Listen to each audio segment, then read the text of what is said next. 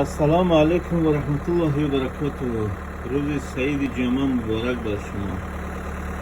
صبح هست و اذان دلنشین می آید، نور از خدا سوی زمین می آید. از بام فلک به گفتن بسم الله تسبیح خدای نازنین می آید.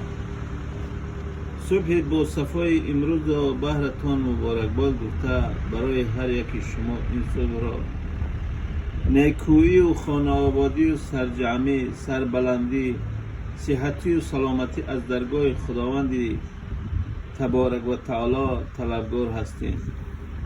صبح و روز و روزگارتان پربار و پربرکت باشد عزیزان دل.